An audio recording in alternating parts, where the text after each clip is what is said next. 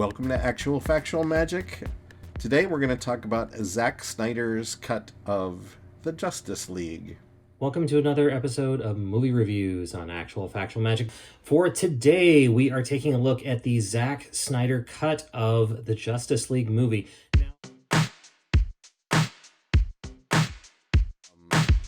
There's evil coming to Earth, right? Surprise for a comic book movie. This time, the evil is coming in the form of a villain named Darkseid. We didn't even see in the 2017 movie, who sends Steppenwolf, a villain that we did see in the 2017 movie, and an evil army of mosquito men. I don't know how to describe them. And they're coming back to Earth to collect 3 objects that were lost in a mythic battle back before human history. So these objects are called mother boxes, and let's just say they are the mother of all MacGuffins. If you know film making terminology, you know what that means. So anticipating the threat, Bruce Wayne, Ben Affleck's character, sets out to find the Earth's super beings, bring them together, Wonder Woman, Aquaman, and the Flash, Cyborg, Superman, and bring them together to fight this threat.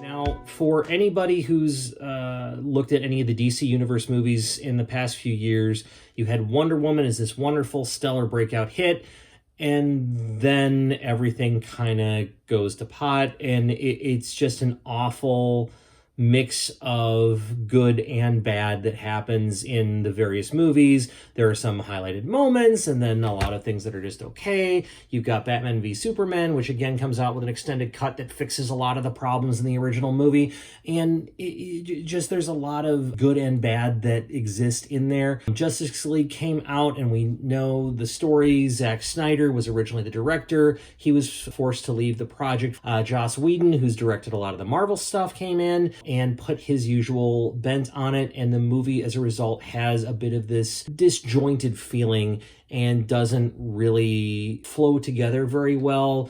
The humor seems a little bit forced and not as smooth and integrated as a lot of the humor that we see in a lot of Joss Whedon projects, whether it's Buffy, Firefly, some of these other things where you're used to this level of lightheartedness and humor that comes in alongside the action and makes it feel good. The original cut of the Justice League felt just kind of discombobulated, and it was not a great experience.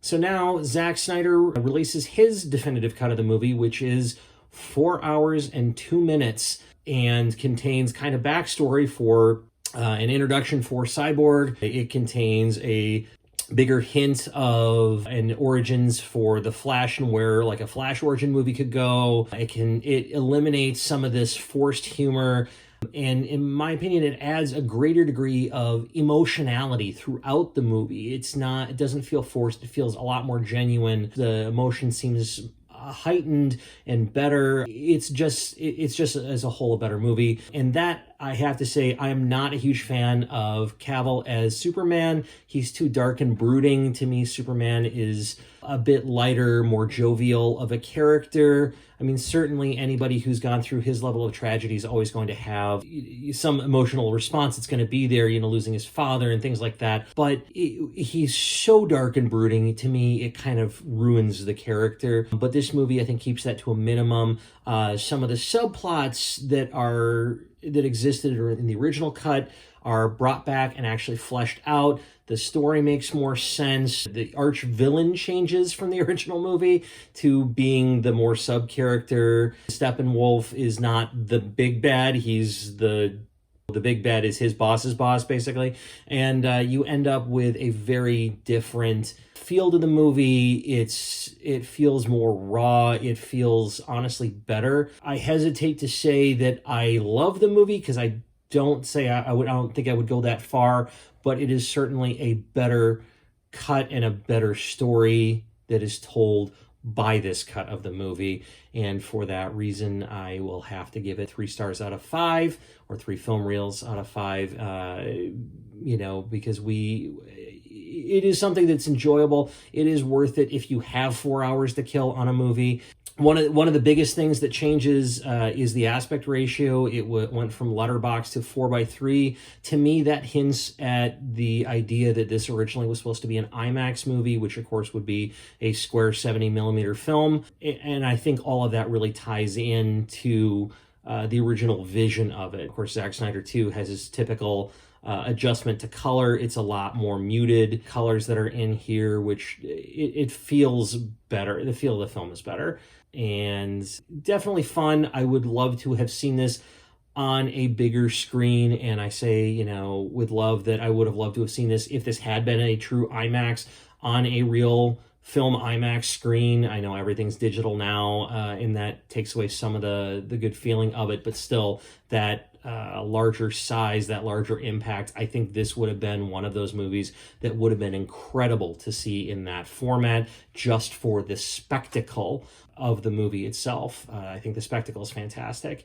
I think it still lacks in story, but I would have loved to have seen that spectacle. I don't think it has that same level of impact on a home theater setup. It was good enough watching it at home at a time like this, and certainly something to be said for wanting to go to a movie theater for a 4-hour movie. Yes, I've gone and seen, the extended versions of the Lord of the Rings movies in the theater. No, I did not do the marathon and see all 3 of them back to back.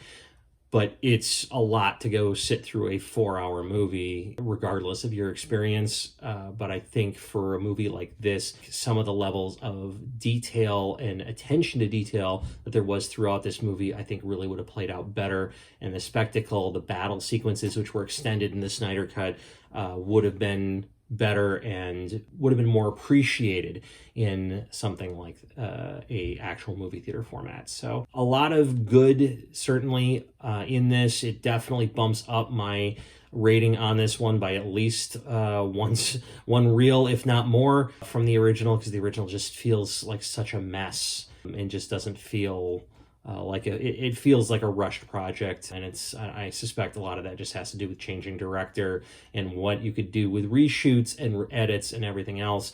The Snyder Cut, I think, returns back to the original vision and really fixes a lot of what felt wrong. And to that, I definitely give them a lot of kudos. It's enjoyable. It's entertaining. Dare I say, even at times fun. But it is not among the best of the superhero movies that I have seen. Certainly not even the best from the DC universe. And that's where this movie lies. Let's review this beast. We should start by saying I wasn't a DC kid. When I was a kid, Marvel comic books were everything. I felt DC characters were kind of unrelatable. Bruce Wayne was super rich, could buy himself out anything. Superman had no flaws. Aquaman talked to fish. I didn't get the appeal. But Marvel characters were a lot more relatable because they were so deeply flawed. Marvel is the clear champion of Hollywood, and for DC has flopped just way too many times, and why would anybody invest in another DC movie? So it must have been some kind of incredible negotiation that went on that allowed Zack Snyder to convince investors that they should let him make a 4-hour remake of Justice League, a movie that already did not do well. The amount of money that it must have taken to reshoot scenes, to pull scenes off the cutting room floor, to create all new action sequences, to basically rewrite this entire movie. It must have taken a fortune, and what a huge risk for Warner Brothers and HBO. But what they came out with was a completely different movie than the 2017 offering. And I gotta say, wow, I didn't expect... usually you get a special edition or a director's cut and you end up with 15 minutes of stuff that fleshes out the story just a little bit more, or gives you a longer action sequence, or gives you just a little more of everything, but not significantly so. This movie is a completely different movie. If there is any of the 2017 version of this movie, it's literally buried under a ton of Snyder's reshoots and added material. It resembles that 2017 movie not at all. And let's be honest, 4 hours is excessive. It's really, really excessive. I'm pretty sure an hour could have easily been cut out of this film, and it wouldn't have really sacrificed anything to the storytelling, and probably would have helped the pacing in a great big way. But in Snyder's defense, he did break it up into chapters. So if you do choose watch this movie in parts, he's given very specific breakpoints. I think five. I think it is 5 chapters. You can pause and watch it more like a Netflix series than a 4-hour marathon. From what I can tell, really tried and true DC fans see this new version of Justice League as the movie DC fans have been waiting for. That it rights so many wrongs, it fixes so many of the disappointments of the past, it brings characters that were underdeveloped to full development, it brings Wonder Woman back from being kind of a lame 1980s sitcom character in Wonder Woman 1984 to being a badass character again. Hell, there's even a major villain character that didn't even show up in the 2017 version.